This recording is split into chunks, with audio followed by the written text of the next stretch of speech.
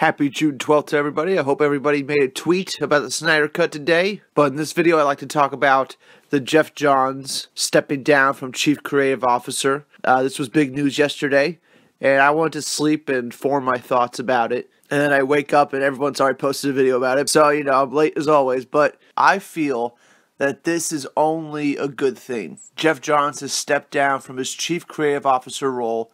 He's now just going to be an advisor, and he wants to focus on some comic books, and he wants to focus solely on the Green Lantern Corps movie, which he will be writing and producing. And Jim Lee has taken his place as Chief Creative Officer of DC Entertainment, and I think that's a great thing. I think Jim Lee is one of the greatest artists of all time. And being the Chief Creative Officer calls for being collaborative, And Jim Lee, out of everybody, knows how to be collaborative. He knows how to bring a storyteller's vision to life. Artists usually work well with people because they have to communicate their vision through the art, But Geoff Johns stepping down is only a good thing. So now he doesn't have a hand in every single movie anymore. He's just going to be focused on the Green Lantern Corps movie. And of course, I'm a big Green Lantern fan. And Geoff Johns is the one that got me into Green Lantern. So I have no problem with him writing the Green Lantern Corps movie and producing it.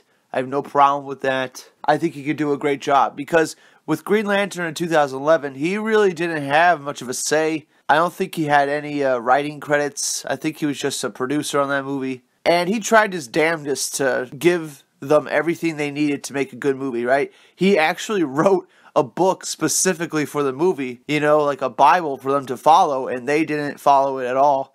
And that's why the movie came out the way it did. But everybody should be happy by this news. Geoff Johns is not going to be intimately involved with every DC film anymore. He's just going to be involved with the Green Lantern Corps movie. He's just going to be working hard on that. And that's a good thing. Have him focus all his energy on Green Lantern, the one character he knows in and out, the universe he knows everything about. Because Geoff Johns is going to work on a movie, okay? And out of all the movies, it should probably be Green Lantern, okay? I have all the faith in the world that he could write a good script along with a screenwriter. If you put him together with a great screenwriter, I'm sure we could get a great script for the Green Lantern Corps movie. And I'm pretty sure he would choose Hal Jordan and John Stewart because those are the characters he knows the best.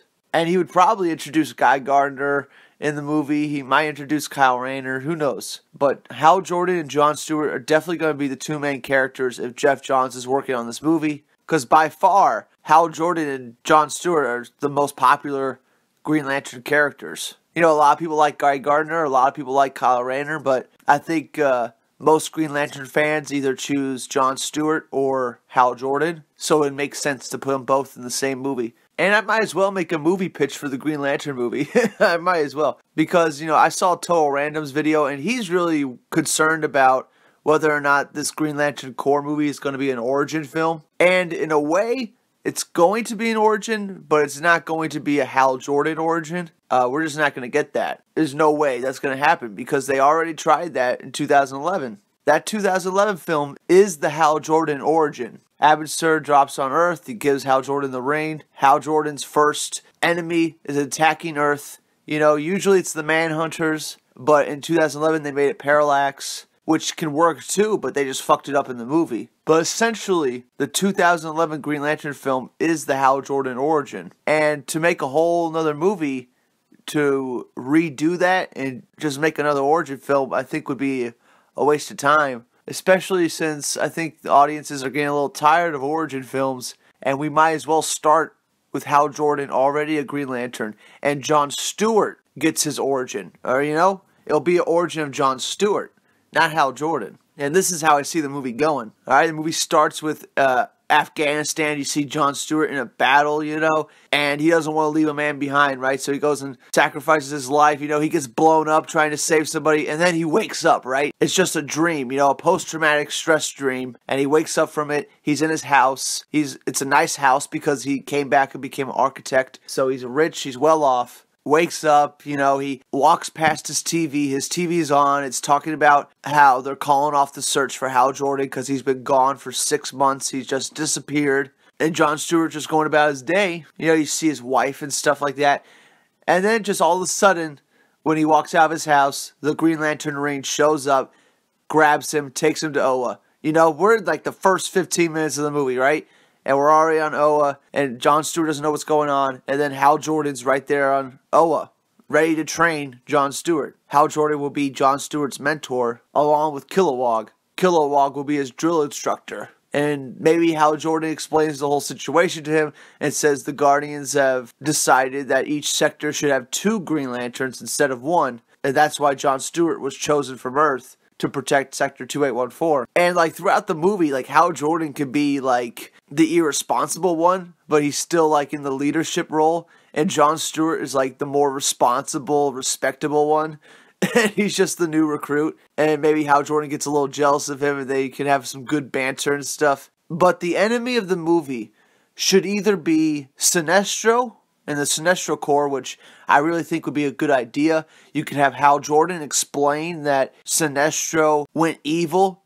Sinestro used to be Hal Jordan's mentor. You know, it could be a great scene. Like, Jon Stewart could ask, like, why do you hate Sinestro so much?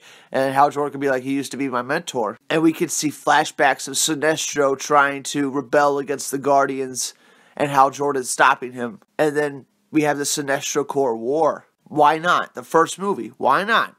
Why not put it all on the table? Why not make the most epic movie possible? And in this battle, like, Tomar Ray could die, you know? You know, Kilowog can come close to death. Hal Jordan's like about to die. And maybe Jon Stewart saves them or something. And Jon Stewart ends up being the hero in the end of the movie. And, you know, they end up beating Sinestro because you have to beat the bad guy, right? You just can't let the bad guy win. And then we can have a tease of Mongol at the end of the movie to lead into the next Green Lantern movie, which will be them facing Mongol. And Mongol ends up getting to Earth, destroying Coast City. Hal Jordan loses his mind and starts killing Green Lanterns to collect their reins. And that leads to the third Green Lantern movie where the Corps takes on Hal Jordan, who has become Parallax. And, like, why not? You know, why not do that series of films? We've never seen a hero go from being a hero that everybody loves to being the ultimate villain of the universe that can destroy everybody. You know, that's something I've been dying to see. I think they could pull it off, too. And I know Geoff Johns knows all this information. He knows how they could do this. And if anybody could, you know, write a story that could put this all together, it's Geoff Johns. And I gotta think that he wants to start with the Sinestro Corps War because that's like his biggest book he's ever written, really, other than Blackest Night, as far as Green Lantern goes. And I feel like, you know, with the way Green Lantern came out in 2011, we can't take it on face value that audiences are just going to buy into Green Lantern anymore. You have to pull out all the stops for this movie. You have to make this the most epic movie possible. Because you might not make another Green Lantern Corps film. So you have to do everything in your power to make this movie epic. And I think Sinestro Corps War would be a great way to start it. And then you can get into Mongol, and then you can get into Coast City being destroyed. And there's a lot of story potential there. And I gotta believe that's what Geoff Johns has in mind. I would be blown away if they did that. But, you know, at the end of the day, it's not going to be a Hal Jordan origin. It's going to be more of a Jon Stewart origin. And Hal Jordan's already going to be the established Green Lantern. Because he is already established. I mean, yeah, the 2011 Green Lantern Corps movie was bad. But it's not like you can make a completely new movie. I mean, if they tried to do a Hal Jordan origin again, it would still be on Earth. You know, it would still be Abin Sur giving him the ring. It would still be an introduction to Oa and the Green Lantern Corps, which we already know about. And the enemy would probably be Parallax again, or it would be the Manhunters. So, I mean, you only have a few options on how to do a Hal Jordan origin. And I don't think they want to do that again. I think it's better just to move on to Jon Stewart, see Jon Stewart's origin at the very beginning of the film, because, you know, the Green Lantern universe is bigger than any one Green Lantern, right? And the quicker we get to that universe, the better off we're going to be. The quicker we get to Oa, the quicker we get to space battles, just the better the movie is going to be.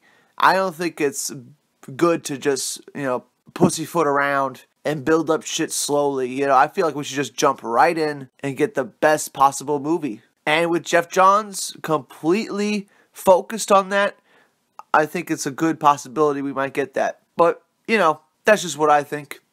What do y'all think about the Geoff Johns news? Are you excited? Are you pissed off? Are you happy he's no longer the chief creative officer?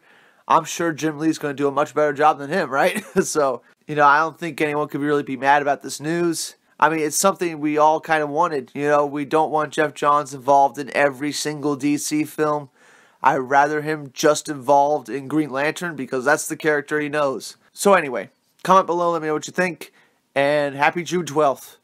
Make sure you tweet about release the Snyder Cut, and it's looking good for the Snyder Cut. It might not be announced at San Diego Comic-Con, but we're definitely going to get it at some point. Warner Brothers can't ignore it, and we're going to get it at some point. So anyway, that's it for now. I'll see you all in the next one. Bye.